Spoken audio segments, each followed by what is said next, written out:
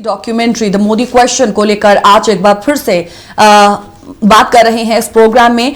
और गुजरात दंगों पर बीबीसी डॉक्यूमेंट्री को बैन करना, क्या ये एक राइट मूव है, क्या ये सही कदम है? और इसके साथ साथ हम ये भी आज जानना चाहते हैं कि क्या वाकई जो सवाल उठाए जा रहे हैं, ये जो बात कही जा रही है कि एक बहुत ही खास माइंडसेट से, कॉलोनियल माइंडसेट से इस डॉक्यूमेंट्री को बनाया गया है और उसके बाद इसे पेश करने की कोशिश की गई है, एक प्रोपेगेंडा है ये। तो ऐसे में क्या मानना है इस पर आपका भी? आपकी कॉल का हमें इंतजार रहेगा। तो वो जो चर्चा है अब उसकी शुरुआत हम करेंगे। और आज पैनल में हमारे साथ दो खास मेहमान इस वक्त हमारे साथ जुड़े हुए हैं। आइए आपको सबसे पहले उनसे रूबरू करवाते हैं। सोशियोलॉजी और रिसर्चर, सोशियोलॉजिस्ट और रिसर्चर पंजाब यूनिवर्सिटी के प्रोफेसर विनोद कुमार चौधरी जी इस वक्त हमारे साथ जुड़े हुए हैं। सर, बहुत बहुत स्वागत है आपका प्रोग्राम स्ट्रेट टॉक में। दिल्ली से इस वक्त वरिष्ठ पत्रकार सर्वेश्वर जी हमारे साथ जुड़े हुए हैं। सर्वेश्वर जी, आपका भी बहुत बहुत स्वागत है प्रोग्राम स्ट्रेट टॉक में। सबसे पहले तो रुख मैं सर्वेश्वर जी आपकी तरफ करूंगी, आपकी और जो शुरुआत में बात कही थी उसे ही मैं फिर से दोहराऊंगी। यहां पर ब्रिटिश ब्रॉडकास्टिंग कॉर्पोरेशन बीबीसी की ये डॉक्यूमेंट्री, उसमें गुजरात दंगों का जिक्र और मोदी जी उसमें उनकी भूमिका का जिक्र हो रहा है, जो इसमें दर्शाया गया है। ये कहा जा रहा है कि वो बात नई नहीं है जो कि इस डॉक्यूमेंट्री में है, उसको लेकर पहले भी बातें होती रही हैं, पब्लिक डोमेन में भी होती रहती हैं। और मेरा ऐसा मानना है कि उसकी जो चर्चा जब समय समय पर होती है तो आप वो बेहतर जानते हैं, क्योंकि आप पत्रकारिता के क्षेत्र में काफी लंबे वक्त से हैं। तो क्यों इसे ब्लॉक किया गया है? सबसे पहले इस पर आपका टेक। ये इमरजेंसी पावर्स लगाकर आईटी कानून के तहत इसे ब्लॉक करने की आखिर जरूरत क्या थी? देखिए ये चीज, सबसे पहले आपके सभी दर्शकों को, आपको गणतंत्र दिवस की हार्दिक शुभकामनाएं। आज हमारा गणतंत्र दिवस है। बिल्कुल, भारतीय समय अनुसार तो हम कह सकते हैं दूसरे को। हाँ, बिल्कुल बिल्कुल। तो देखिए गीत जी, ये जो एक कॉलोनियल माइंडसेट है या एजेंडा सेटिंग पत्रकारिता, बीबीसी की जो रिपोर्टिंग आप देख लो, रिपोर्टाज जो है उनकी निगेटिव भी रही है इंडिया के खिलाफ, कभी भी देख लो। आप कोरोना के समय देख लो, इतनी बड़ी महामारी आई, हर जगह तितर बितर हो गए। जिस देश के हेल्थ इंफ्रास्ट्रक्चर अच्छी मानी जाती थी विश्व में, वो भी देश इससे अछूता नहीं रहा, वो भी अपने घुटने पे आ गया। लेकिन इन्होंने क्या दिखाया? गंगा में तैरती लाशें दिखाना था इनको क्या स्मशान घाट में लाइनें लगी हैं। कभी अपने ब्रिटेन के यहाँ का तो उस तरीके की रिपोर्ट इन्होंने दिखाया नहीं। तो जो ऑलरेडी हो चुका है, और बीबीसी ने भी उस पर कितनी बार रिपोर्टिंग की होगी, इसमें कोई डाउट नहीं है।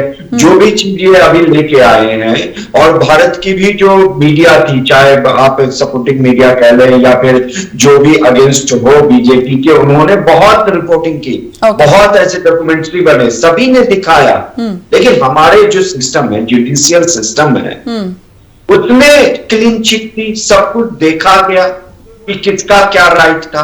क्यों नहीं बीबीसी ने इस दंगे की जो जड़ थी, गोधरा ट्रेन राइट, जिसमें एक चलती ट्रेन के एक बॉगी में आग लगाया जा रहा है, और किसने आग लगाया, क्यों आग लगाया, उस चीज को फोकस करते हुए बनाती, कि उसको मेन फोकस पे डालती कि आखिर क्या है कि एक हिंदू जो बहुल उसमें देश में चलती ट्रेन को, जिसमें कार सेवक भगवान राम के भक्त जा रहे हैं, उसको कुछ मुस्लिम उपद्रवियों ने मिलकर उस ट्रेन को जलाने की। तो सर्वेश्वर जी, तो क्या हम बीबीसी की मुझे समय दो, मुझे करने दो। मैं यही पूछना चाह रहा हूं कि अभी इस डॉक्यूमेंट्री की क्या जरूरत थी? जब बीबीसी की आप साइट्स उठा के देख ले, इनके आर्काइव्स उठा के देख ले, एक से एक इनके रिपोर्ट्स पढ़े हैं, सब कुछ पढ़े हैं, तो ये जो नैरेटिव सेट करने की बात है, एजेंडा सेटिंग करने की बात है, अभी इस डॉक्यूमेंट्री की क्या जरूरत थी? और केवल अगर दंगा ही दिखाना है तो 84 में कांग्रेस ने सिखों को पोल से बांध के इसी दिल्ली में जलाया था, गले में टायर डाल दिया। क्या वो दंगा नहीं था? उसको तो छोड़ो, 1943 में यही अंग्रेज हमें छोड़ के गए थे। उस समय जो कत्लेआम हिंदू और मुस्लिमों का हुआ था, गिद्दी उससे भी बड़ा डॉक्यूमेंट्री तो उस पर भी है ना, डॉक्यूमेंट्री तो सर उस पर भी है सर्वेश्वर जी। हाँ, डॉक्यूमेंट्री तो उस पर भी है जिनकी आप बात कर रहे हैं, बड़े जो ऐसे कहीं मसाकर हुए हैं। यहाँ पर आप बीबीसी की मानसिकता पर सवाल उठा रहे हैं या ब्रिटेन पर? मैं बीबीसी की मानसिकता, बीबीसी की जो मानसिकता भारत के खिलाफ जो negative reporting, agenda setting reporting की रही है शुरुआत से, मैं उस पे सवालिया निशान उठा रहा हूं। ठीक ठीक ठीक ठीक। जल्दी से जो टेक है वो प्रोफेसर विनोद जी का भी इस पर लेना चाहूंगी। जी प्रोफेसर विनोद जी, ब्लॉक कर दिया गया इस डॉक्यूमेंट्री को, ये इमरजेंसी पावर्स लगाकर आईटी कानून के तहत, क्या इसे वाकई ब्लॉक करने की जरूरत थी? देखिए, ब्लॉक करने की मानसिकता अपने आप में एक दिक्कत वाली मानसिकता है, चाहे किसी भी ब्लॉक करना ही। ओके, देखा बहुत सारी चीजें ठीक। और बैन और ब्लॉक ये हमारे लोकतंत्र के बेसिक्स के खिलाफ है। जैसे सर ने कहा कि ऑलरेडी ये पब्लिक डोमेन में सारी बातें हैं, उन्होंने बस इनको स्टेप बाय स्टेप जोड़ के एक नई डॉक्यूमेंट्री बना दिया। इससे कोई बहुत ज्यादा फर्क नहीं पड़ने वाला है। कुछ दिन में ऐसी बहुत सारी डॉक्यूमेंट्रीज आती हैं, लोग भूल जाते हैं। लेकिन जब बैन लगता है किसी के ऊपर तो लोगों में क्यूरियोसिटी जाती है और वो तो जाते हैं, कोई व्हाट्सएप पे भेजेगा, कोई फेसबुक पे भेजेगा, किसको तो जिनको देखना है वो और ज्यादा शिद्दत से देखें, इसको टाइम निकाल के देखें। अदरवाइज हो सकता है कि अब भी हो सकता है। तो जो ब्लॉक करने के बाद में क्यूरियोसिटी बढ़ती है, वो ज्यादा हो जाती है, फिर वो ज्यादा अंदाजा चलता है इंटरनेट को, उसमें शेयर होता है। मुझे नहीं लगता है कि उस डॉक्यूमेंट में कुछ भी नया होगा जो पब्लिक डोमेन में पहले से नहीं है। बैन करने से आप एक तरीके से वो हो सकता है कि ज्यादा इसको सर्कुलेट कर, ज्यादा इसकी व्यूअरशिप बढ़ाए। बैन नहीं है और ये हमारे डेमोक्रेसी के बेसिक्स के खिलाफ। ओके, ठीक। ब्लॉक करना ही ये उनकी मानसिकता को दर्शा देता है सरकार की।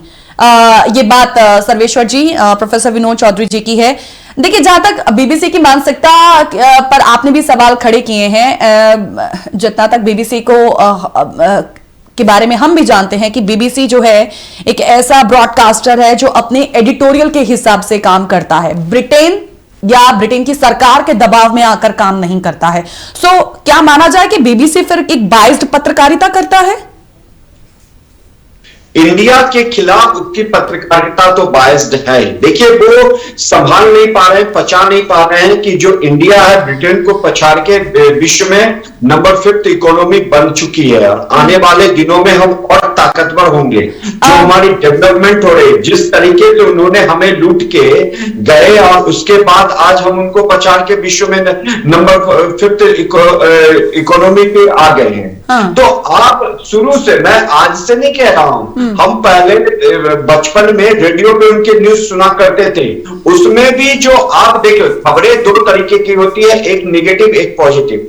आप निगेटिव खबरों को एक एजेंडा के तहत ये दिखा रहे, एक ही चीज पे क्यों डॉक्यूमेंट्री बन रही है जी? तो क्या सिर्फ एक एजेंडे, नफरत फैलाकर एजेंडे के तहत राइट्स नहीं हुए हैं जहां हिंदू मुस्लिम के राइट्स हुए हैं जी?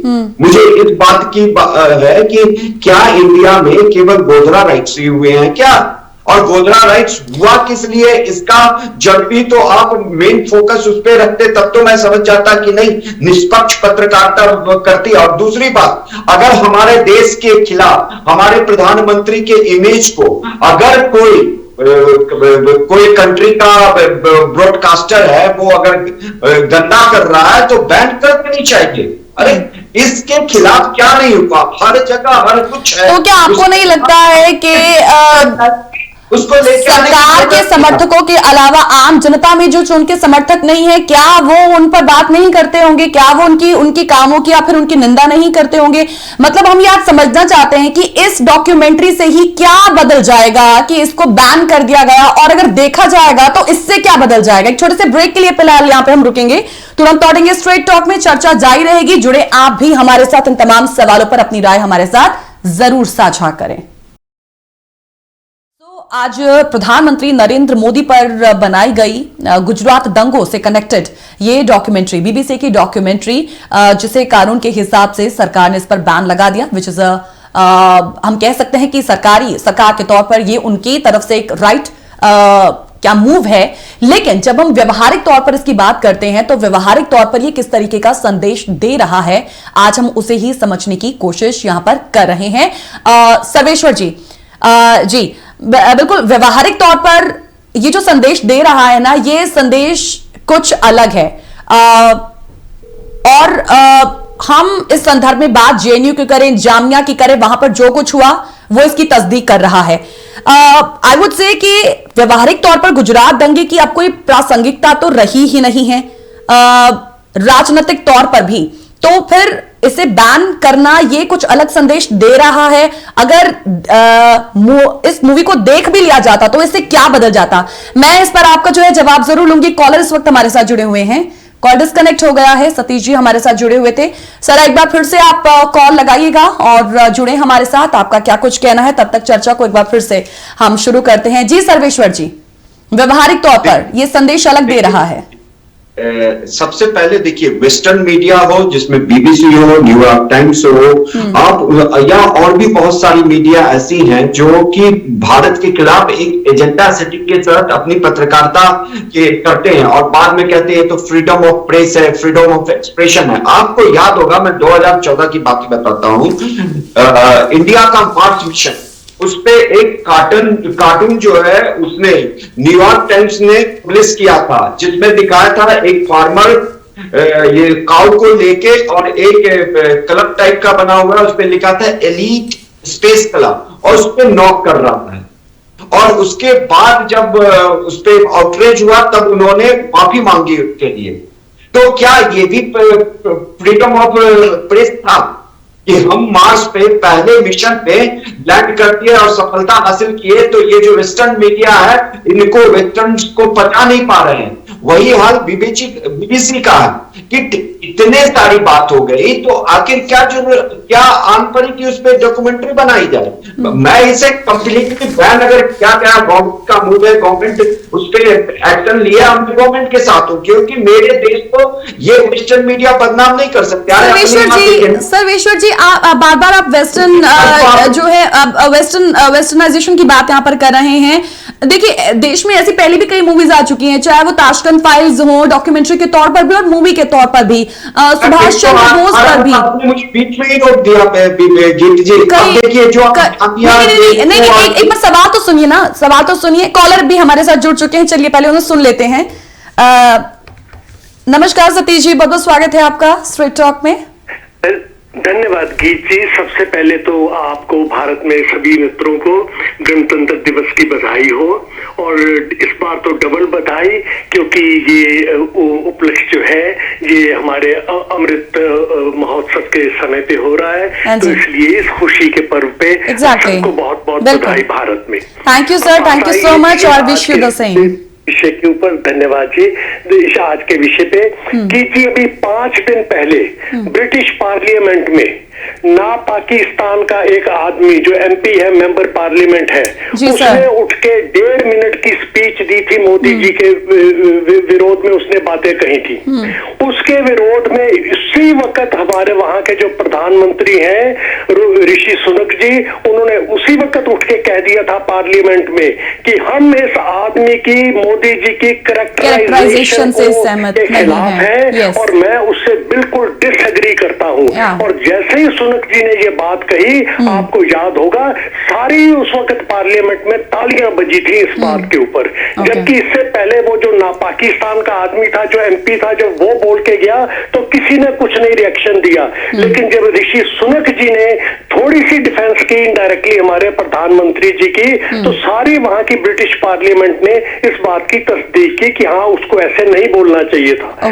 जी, उसके बाद मैं दूसरी बात बताता हूं, हालांकि आप ज्ञानी है, मैं उसको सिर्फ रिपीट कर रहा हूं जी। अभी 2 दिन पहले आपसे बात हुई थी कि अभी परसों की कल की बात है, उसी तरह के एक पाकिस्तानी स्पॉन्सर्ड, बल्कि स्पॉन्सर्ड मैं लफ्ज नहीं कहूंगा, पाकिस्तानी ब्राइब्ड जो एक जो है लॉबिस्ट, उसने उसने यहाँ पे अमेरिका में जो स्टेट सेनेट की जो थी ब्रीफिंग, प्रेस ब्रीफिंग, उसमें उठ के उसने जो जॉइंट सेक्रेटरी थे यहाँ के यूनाइटेड स्टेट्स के, उनको ये चैलेंज किया कि जो ब्रिटिश बीबीसी की ये जो डॉक्यूमेंट्री इंडिया के अगेंस्ट बनी है उसके बारे में अमेरिकन गवर्नमेंट का क्या स्टैंड है। जी, नेट प्राइस ने इसे सिरे से खारिज कर दिया था कि हमें इसके बारे में ये हमारे संज्ञान में नहीं। जी बिल्कुल जी, उन्होंने उसी वक्त कहा कि हमें इससे कोई लेना देना नहीं है, और उन्होंने डेवलपमेंट के ऊपर जो है वो बात शुरू की थी। उन्होंने इस चीज को बिल्कुल कोई वैल्यू नहीं दी।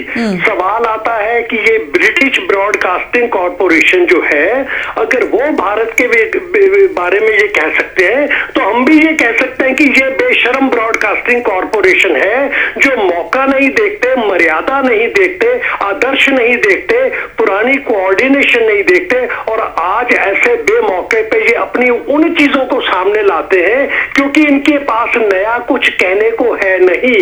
और इस वक्त जो भारत की स्थिति है वो ऊपर उठ रही है और उनका सम्मान बढ़ रहा है भारत का। इस वक्त छींटे फेंकना उनके ऊपर बड़ा आसान है किसी के लिए। आखिरी बात आऊंगा गीत जी, आपने 3 दफा अभी तक ये सवाल पूछा है कि उसको बंद करने से, बैन करने से हमें क्या फायदा होता। गीत जी, बड़ी सिंपल सी बात है। रोजमर्रा में हम जब घर में होते हैं तो हमें कहा जाता है बेटा ये दरवाजे खिड़कियां बंद करो, बाहर से मिट्टी अंदर आती है, बाहर से बदबू अंदर आती है। तो गीत जी, ये जो बीबीसी की ये जो इन्होंने डॉक्यूमेंट्री बनाई है, ये हमारे देश के लिए गंदगी है, ये हमारे देश के लिए बदबू है। अगर हमारी सरकार ये कहती है कि ये गंदगी है, हम इसको अपने देश में नहीं लाना चाहते। गीत जी, आज हमारे भारत में 21% एज के ऐसे बच्चे हैं जो इंप्रेशनिस्टिक एज के बच्चे हैं। सतीश जी, कहा जाता है ना कि तथ्य को तथ्य से ही काटें, ऐसा सरकार ने क्यों नहीं किया, फिर काउंटर बैक क्यों नहीं किया? गीत जी, सबसे पहले तो काउंटर यही करना था कि उसको बैन किया, कि उसको मना किया। उससे ये फायदा हो गया कि जो भारत के एलाइज हैं उनको ये पता चला कि भारत ने कम से कम उसको ना तो किया, इनकार तो किया, कम से कम ये चुप करके तो नहीं बैठे। और तथ्य को तथ्य से काटने के लिए सबसे पहले जो हमारा काम है वो ये कि हम उन तथ्यों को निकालें जो बीबीसी के अगेंस्ट है। हमारा ब्रिटिश सरकार के साथ कोई विरोध नहीं है, हमारा ब्रिटेन की जनता के नागरिकों के साथ कोई विरोध नहीं है। तो हमारे पास ऐसे तथ्य जो है वो हम कुक नहीं करेंगे जो ब्रिटिश सरकार या ब्रिटिश जनता के ऊपर जाए। सवाल हमारा सिर्फ ब्रिटिश बीबीसी के साथ है। वो एक इतनी छोटी, एक इतनी घिनौनी संस्था है, उसके ऊपर ज्यादा ध्यान देने की बजाय सरकार ने सीधा सा हमारे आसान तरीका ढूंढा कि उनकी जो डॉक्यूमेंट्री है उसको बैन किया जाए। और बैन करना गीत जी सही था। ओके, एक और कॉलर सतीश जी हमारे साथ जुड़े हुए हैं, जरा उनका भी हम ओपिनियन सुन लेते हैं। Thank you sir, thank you so much. Walia साहब भी हमारे साथ जुड़ रहे थे बीच में। जी प्रोफेसर विनोद जी, यहाँ पर आपने कॉलर्स की भी हमारी बात सुनी है, अभी वालिया जी भी हमें थोड़ी देर में कॉल करेंगे। प्रोफेसर विनोद जी, सर्वेश्वर जी, हम रुक कर लेते हैं प्रोफेसर विनोद जी का, क्योंकि I think he wants to say something. जी, जो ये बैन का कंसेप्ट है, मैं कभी भी इसके प्रयोग में नहीं रहा, और दंगे मेरे या तेरे नहीं होते हैं, कांग्रेस या बीजेपी के नहीं होता है। ये हमारे देश को बहुत बड़ा नुकसान पहुंचाते हैं।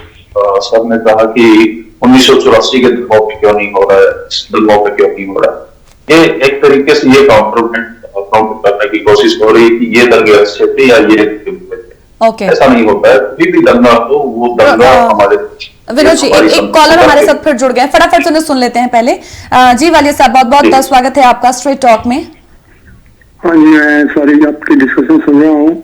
देखिए जी, सिंपल सी बात है, किसी चीज को रोकना, बैन करना बहुत गलत है। डेमोक्रेट कंट्री, एक तो पहले डेमोक्रेसी का होना इस कंट्री का सबसे, एक तो कहते हैं सबसे बड़ी जो डेमोक्रेसी इंडिया में है, तो डेमोक्रेसी में ऐसी चीज नहीं होनी चाहिए। देखो, अगर आप किसी चीज को रोकेंगे, लोगों को इंटरेस्ट बढ़ेगा, इसमें पता देखेंगे, ज्यादा देखेंगे।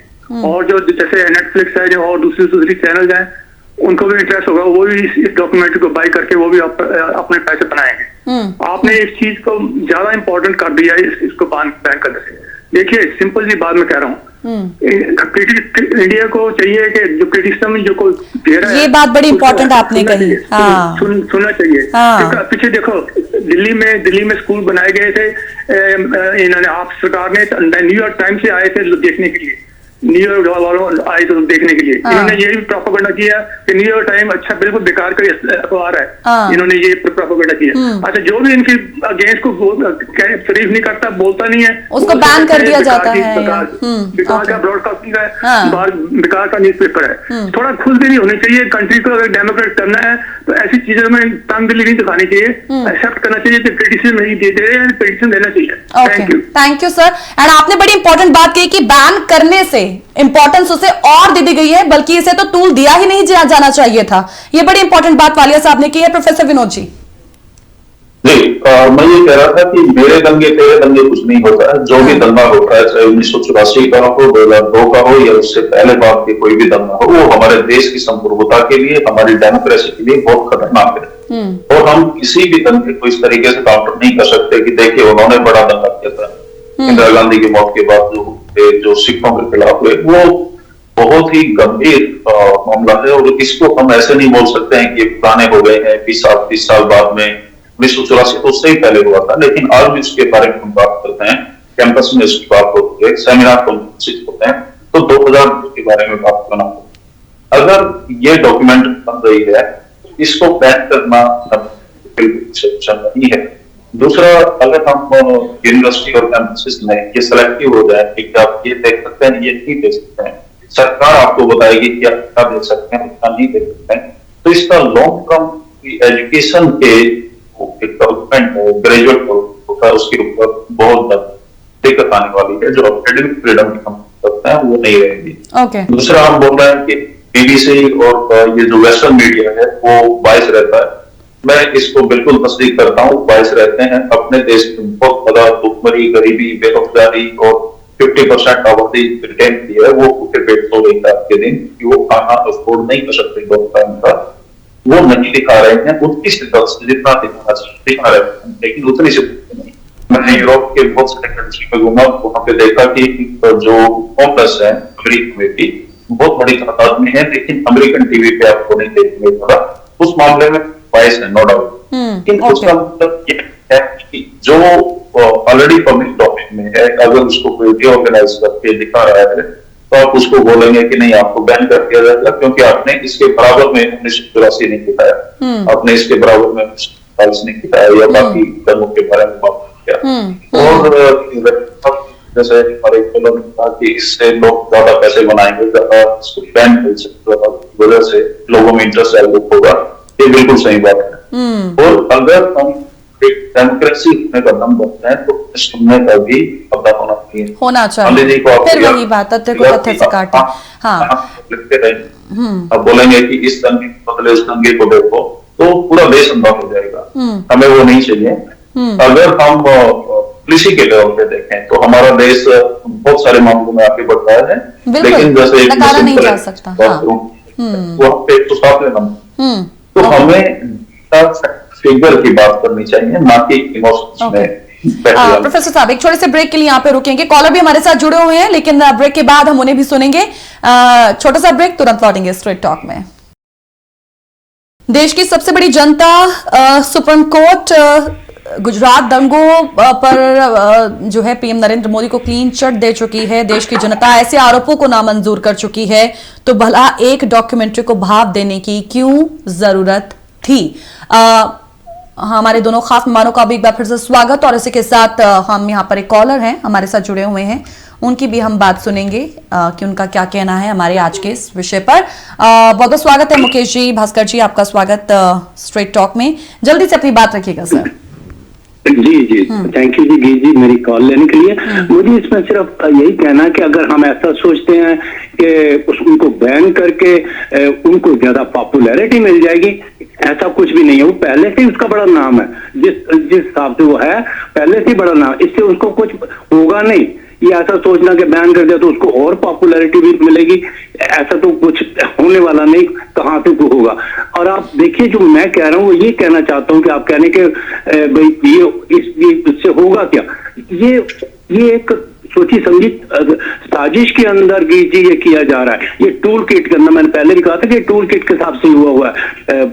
जो प्रशांत भूषण है सबसे पहले उसने भी किया था कि ऐसे करिए। और आप ये टाइमिंग को देखिए कि अब मिस्र के राष्ट्रपति यहाँ आए हुए हैं, गणतंत्र दिवस है।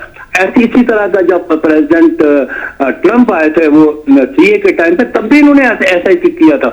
तो ये जो कर रहे हैं ना, ये एक बड़ी सोच, मोदी जी का उसको अंग्रेज चल बोलने के, अंग्रेज जाने के, वो देश के खिलाफ हो गए। या तो सर अगर हमारे देश की इज्जत क्या, ओके, तो अब देखिए। और दूसरी चीज, एक एंथनी नाम के मिनिस्टर भी हुआ करते थे कांग्रेस में, अब उनके जो लड़के हैं बड़े सीनियर हैं वो उन्होंने भी रिजाइन कर दिया इसी वजह से।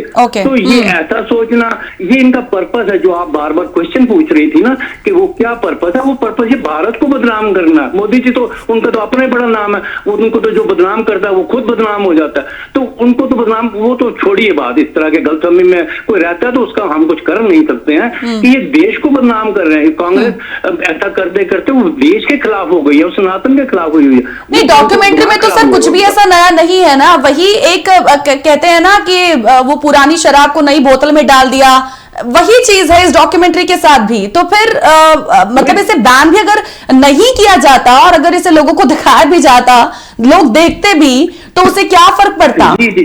क्या उससे नफरत और पैदा हो जाती देश के टूवर? कर रहा हूँ ना, हाँ जी, मैं वही अर्ज कर रहा हूँ ना कि देश को बदनाम कर रहे हैं कि अब वो भारत, वो मिस्र राष्ट्रपति आए हैं कि देखिए यहाँ ऐसे उद्यम मचाया जा रहा है, ऐसे ये सब कुछ हो रहा है। तो ये कंट्री को बदनाम करने की कोशिश है। और जो आप पर सर मेरे ख्याल से जी बहुत बहुत शुक्रिया भास्कर जी, क्योंकि समय की थोड़ी सी कमी है मेरे पास, तो मैंने आपकी व्यू को सुना है। बड़ी सिंपल सी बात है सर्वेश्वर जी, प्रोफेसर विनोद जी, कि गुजरात दंगे, हम बिल्किस बानो को देखते हैं, बिल्किस बानो के जो तमाम आरोपी थे उनको जो है रिहा कर दिया गया। हम विधानसभा चुनावों में देखते हैं जो सजा याफ्ता, गुजरात दंगों की सजा याफ्ता थे, उनकी बेटी को टिकट दिया जाता है और वो जीती भी है। इस बार हम देखते हैं गुजरात विधानसभा चुनावों में रिकॉर्ड तोड़ जीत जो है वो बीजेपी हासिल करती है। सब कुछ किसके चेहरे पर प्रोजेक्ट किया गया था वो बताने की जरूरत नहीं है। इन तमाम चीजों को विरोधी दल द्वारा जोरों शोरों से उठाया गया था, लेकिन उसके बावजूद भी सरकार को इतना सा भी फर्क नहीं पड़ा। तो इस डॉक्यूमेंट्री से क्या फर्क पड़ता? प्रोफेसर विनोद जी, आप कुछ कह रहे थे। मैं एक तो ये कहना चाहता, ये कांग्रेस बीजेपी इस डॉक्यूमेंट्री में देखेंगे तो आपको ये समझ में नहीं आएगा। मसला ये है कि एक संस्था ने डॉक्यूमेंट्री बनाई है और आपको वो पसंद नहीं आ रही, आपने इसको बैन कर दिया। बैन करने से आपने लोगों को ट्रिगर कर दिया कि देखो ये कुछ खास चीज है। अब तो लोग और देखेंगे कि इसमें है क्या ऐसा। बहुत सारी बन के निकल जाती हैं, कोई भी याद नहीं करता है, लेकिन जब इस तरीके की कंट्रोवर्सीज होती है तो जरूर याद आती है। लेकिन जो ये डायलॉग है कि कोई राष्ट्रपति आया होता है तब इसको बर्बाद करना होता है या इमेज बर्बाद करने के लिए होता है, मुझे ऐसा नहीं लगता है। जैसे ट्रंप यहाँ पे आते हैं, दिल्ली में वो दंगे होने चालू हो जाते हैं और उस टाइम पे बहुत सारे नेतागण एक पार्टी विशेष के वो अजीब अजीब बयान देना शुरू करते हैं। तो इस तरीके का माहौल हमेशा होता रहता है। और धर्मों के बारे में बहुत बात करना चाहूंगा कि दंगे तब होते नहीं, करवाए तब तो पूरा प्लान किया जाता है। सोशल मीडिया से बहुत सारे प्रूव किया है, तो इसके बारे में हम चलिए, अब समय को भी थोड़ा जो है समय बीत रहा है जैसे जैसे, तो वैसे ही अब प्रोग्राम की समाप्ति की ओर भी हम बढ़ रहे हैं। जी सर्वेश्वर जी, इन बिटवीन आप काफी बार जो है वो पॉइंट आउट भी कर रहे थे, आप हाथ उठा रहे थे, प्लीज। देखिए गीत जी, अभी प्रोफेसर साहब ने कहा कि जो शैक्षणिक संस्थान है वहां पे कौन क्या देखेगा ये सरकार तय नहीं कर सकती, सहमत हूं विनोद जी। लेकिन यही जामिया है जहां पे एक प्रोफेसर ने सैटेनिक वर्सेस, याद है, कहा था कि ये सैटेनिक वर्सेस को बंद नहीं करना चाहिए, इसमें पढ़ना चाहिए और देखना चाहिए। और यही जामिया के स्टूडेंट्स ने, जेएनयू के स्टूडेंट्स ने उस प्रोफेसर का विरोध किया था और उनके पुतले पोल पे टांग दिए थे। आपने इस बात का भी जिक्र करना चाहिए था। और यही टेक्निक वर्सेस है। उसके बाद आप देख लीजिए आर्टिकल 370, यही जामिया में जो कश्मीर के स्टूडेंट पढ़ रहे थे और जब गवर्नमेंट के वहां पे ये आए कि उनके साथ लंच का प्रोग्राम हुआ तो उन्होंने डिनाई कर दिया। आर्टिकल 370 को हमने अपने देश के लिए किया, तो ये जामिया और जो कुछ पर्टिकुलर यूनिवर्सिटी है उसमें क्यों विरोध हुआ? आप मुझे बता दीजिए, हम क्यों अपने देश में बात से मुस्लिम शरणार्थी ये विरोध करने वाले कौन थे? पाकिस्तान जो हमने बनाया उससे ज्यादा हमारे यहाँ मुस्लिम बड़े पड़े हैं। तो रही बात यूनिवर्सिटी के विरोध की कि वहां पे बैन को नहीं, वहां पे संस्थानों में क्या सर्वेश्वर जी, पत्थर फेंकने वाले कौन थे? क्या आप पत्थर फेंकने वाले कौन थे? जाके जेएनयू में जाके कश्मीर फाइल्स पे डायलॉग दे सकते हैं या उसकी पब्लिक स्क्रीनिंग करवा सकते हैं? ये भी एक अहम सवाल, ये भी एक अहम सवाल। ये बैंक की बात कर रहे हैं। गीत जी मुझे अपनी बात रखने दीजिए। नहीं, बिल्कुल आपने एक अहम सवाल उठाया है जिस पर चर्चा ऑफ कैमरा भी कर रहे थे। ये आप सही कह रहे हैं। माइंडसेट है इंडिया में, उसकी बात कर रहा हूं। सैटेनिक बात याद है गीत जी, उसको जामिया ने किस तरीके से फिर वो प्रोफेसर साहब को आना पड़ा, माफी मांगनी पड़ी, तब जाके वो विरोध खत्म हुआ था। आखिर क्यों? कोई तो एक किताब ही थी ना गीत, और किताब को अगर बैन कर दिया गया तो सेम चीज होता, लोग और पढ़ते। और मैं भी चाहता हूं, मैंने एक बार कहीं से देखा था, उसमें थोड़ा ही पढ़ा था बहुत पहले। अब तो मैं चाहता हूं कि सैटेनिक वर्सेस को खरीद से पढ़ो। तो बात तो वही है, आप बीबीसी के डॉक्यूमेंट्री को बैन करके कहो नहीं तो सही नहीं किया, तो उसी तरह सैटेनिक वर्सेस लज्जा नसरीन की है, उसको भी बैन करके फिर ये जिम्मिया वाले क्यों नहीं उस पर चर्चा करते, जिम्मी वाले क्यों नहीं चर्चा करते? प्रोफेसर साहब उस पर सीरीज ऑफ डॉक्यूमेंट्री बनाए और अपने में दिखाए, या प्रोफेसर साहब सोशियोलॉजिस्ट के प्रोफेसर है, यही इनिशिएटिव ले। सर मैं भी सोशियोलॉजी का छात्र रहा हूं, मैंने भी एक दूसरे सोशियोलॉजी में एमए किया है। जेएनयू से प्रोफेसर विनोद जी, आप वहां पे पढ़ चुके हैं, आप वहां पे रह चुके हैं। वो एक सवाल उन्होंने कश्मीर फाइल्स को लेकर भी उठाया कि जेएनयू में वो दिखाई जाए, प्लीज आप इसे काउंटर कीजिएगा। मैं बोल रहा हूँ कि जेएनयू में ये सब आपने बोला कि ये क्यों नहीं होता है, वो क्यों नहीं होता है, कुछ चीजें हाईलाइट होती है, कुछ ठीक होता है। हमेशा एक तबका जो विरोध में रहता है, एक फेवर में रहता है, और हमेशा डायलॉग चलता रहता है। वहां पे ऐसा नहीं होता है कि ये बैन कर देंगे, इसको नहीं दिखाने देंगे, इसको नहीं करने देंगे। वहां पे पैरेलल स्क्रीनिंग सभी चीजों की होती रहती है। ये अलग बात है कि जो डेमोक्रेटिक राइट है, लोग उसका असर नहीं करेंगे। अगर किसी को विरोध करना तो विरोध करेगा, फेवर नहीं करना तो फेवर नहीं करेगा। मैं उस डॉक्यूमेंट्री में क्या है वो मैंने ढंग से देखा भी नहीं है, और ना मैं देखना चाहूंगा क्योंकि ये एक सेटिंग होता है। सर थोड़ा सा जल्दी बात रखिएगा, प्रोग्राम को रैप अप करना है। जो यूनिवर्सिटीज में होता है उनको अगर आप बैन कल्चर में ले आएंगे, चाहे आज कांग्रेस का, बीजेपी का सरकार है, कल कांग्रेस का होगा, तो किसी का भी होगा सरकार, अगर वो इस तरीके से बैन कल्चर को ले आएंगे तो धीरे धीरे एकेडमिक फ्रीडम खत्म हो जाता है। और उसके बाद में जो इंटरेस्ट जनरेट होता है बैन से, क्योंकि आज के दिन आपको पता है, आपने मोबाइल है, किसी ना किसी तरीके से लोग निकाल ही लेते हैं तब जिनको जो देखना होता है वो। तो ये बैन कल्चर के मैं खिलाफ हूँ। इससे होना जाना कुछ नहीं है, इससे एडवर्स इफेक्ट ही पड़ेगा। ठीक है, ठीक प्रोफेसर विनोद जी, प्रोग्राम को मुझे रैप अप करना है, मुझे बार बार कमांड मिल रही है। ये जितने सवाल यहाँ पर खड़े हो रहे हैं उनके जवाब जो है अभी वो हवा में तैर ही रहे हैं इस डिस्कशन को, लेकिन मुझे फिलहाल तो यहीं पर इसे समाप्ति देनी होगी। बहुत बहुत शुक्रिया सर्वेश्वर जी आपका। और जी सर्वेश्वर जी मुझे माफ कीजिएगा प्लीज, मैं नहीं प्रोग्राम को मुझे रैप करना है कायदे से। और प्रोफेसर विनोद जी आपका भी बहुत बहुत शुक्रिया, बेहद सार्थक चर्चा जो है रही है, इंपॉर्टेंट बातों को आज हमने इस एपिसोड में रखा। लेकिन हमारे व्यूवर्स का क्या कुछ कहना है, आपका फीडबैक भी जरूरी है।